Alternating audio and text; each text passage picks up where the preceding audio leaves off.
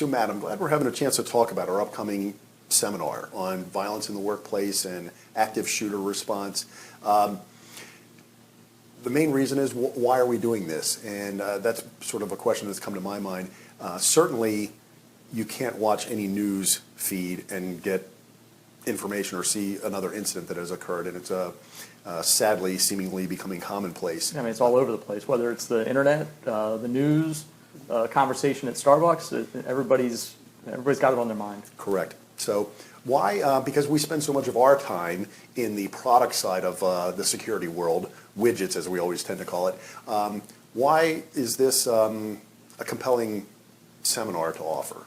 Yeah, a couple of us went to a seminar in the spring regarding school safety. Yeah. It was a school resource officer event, 250 or so police officers from around the state of Maryland.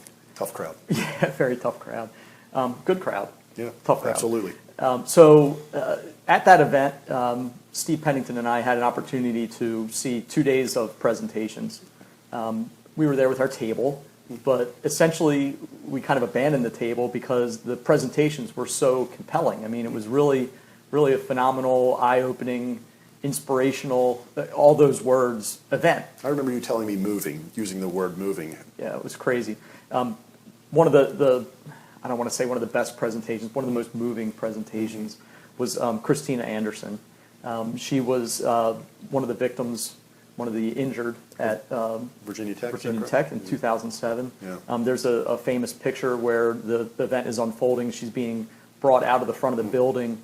And, you know, when I look at that picture, I see that all the time on television, right, referencing back to that event.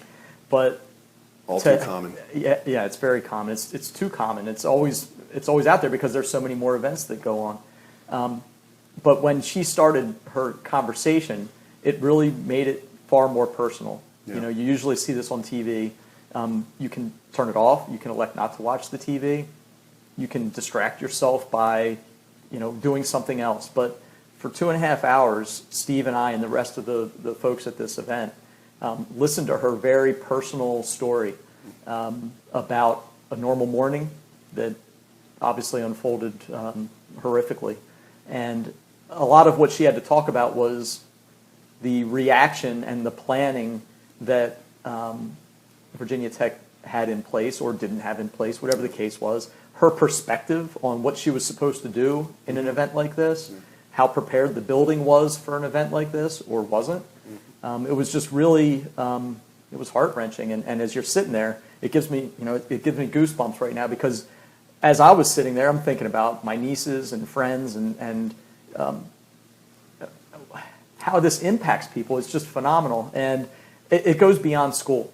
Well, that's why this is a compelling topic, because there's not a part of our daily life that incidents like this haven't affected. I mean, hospitals, healthcare, schools, of course. Even movie theaters. Movie theaters, yes. I mean, it's something as benign and as pleasant of an event as that. So it is, there's no argument about that. And what were some of the, I guess, takeaways that you had from your experience there that this seminar might be able to present and get people to think about? Yeah, well, there was two things that came to my mind. Number one was, what does a facility or an entity do to reduce risk, whether it's physical structure of the building, electronic measures to keep people in or out, access control devices, mentality, procedures and policies. There's so many things that go into the prepared and prevention part. But then really the part that really was compelling for this event is the reaction and the training for the reaction to an event like this. Every facility is different. Every organization has a different perspective on things. The age of the people in a building or on a campus or in a theater changes how a reaction is going to occur. For example, if you have a K through 12 environment, are you going to send the kindergartners out of the building the same way that you would send the high school kids? Of course not. Yeah. If you're at a government facility and it's all adults, you have a lot more options for how that person can assess what's happening and make their own decision on what needs to happen based upon the plan of the facility. So the takeaway for me was there's not one answer. Yeah. And so what we learned there in a brief hour-and-a-half conversation was from ALICE. It's an acronym that represents a means by which to react to an event. You know, do I shelter? Do I run? Do I do countermeasures? We learned just a brief synopsis of ALICE, and so that was really compelling to us. How many organizations out there, number one, maybe they don't know about ALICE. Maybe they thought ALICE isn't right for them. Maybe ALICE isn't right for them. But to have the different perspective and to say, well, how does that apply or pertain to my environment, whether I'm a school or a hospital or whatever large facility I'm in charge of, I've really got to think about those things. And so this is sort of our pay it forward, right? It doesn't have to do with us selling anything. It has to do with being moved at an event and trying to share that information with our clients, with our communities. And as I understand it, 250 law enforcement individuals were moved also. So that, I think that sort of speaks volumes to it also. Obviously, the security specialists that we would like to attend this event are already aware of these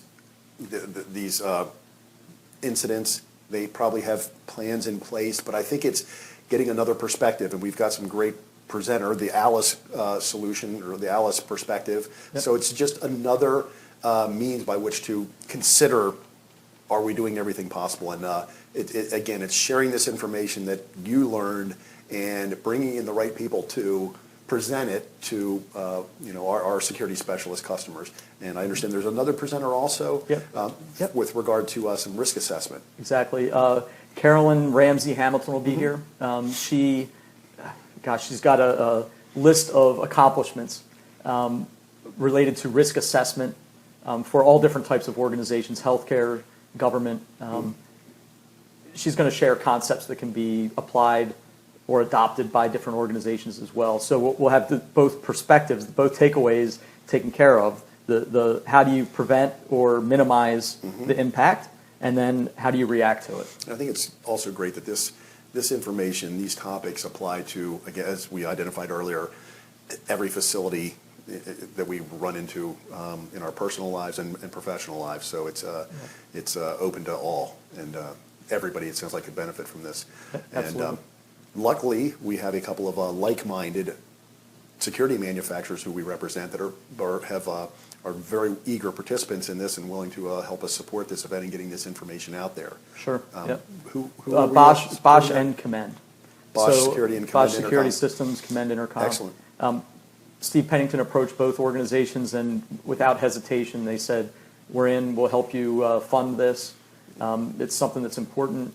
So we're excited to have their support, because really this allows about 120 people, maybe 60, 70 different organizations that can attend this event, to get a sampling of ALICE and some information from Carolyn that they wouldn't be able to get without a pretty significant investment. So because of Bosch and Commend, now hopefully we'll be able to deliver some information, have a different perspective, and hopefully have not have a need to deploy these concepts, but God forbid, hopefully somebody will be a little bit more prepared than you have to be prepared. And I'm really looking forward to this event, because I was not able to attend the other one, but to be able to have some new information shared, different perspective, no charge, no cost, local here in a university environment. It just sounds very intriguing, and I'm looking forward to learning more about it. It'll be great. October 16th in northeastern Maryland, and you can just go to our website, and there's all kinds of information, registration, and so on and so forth. Well, great. I really look forward to it. All right. Thanks, Matt. See you there.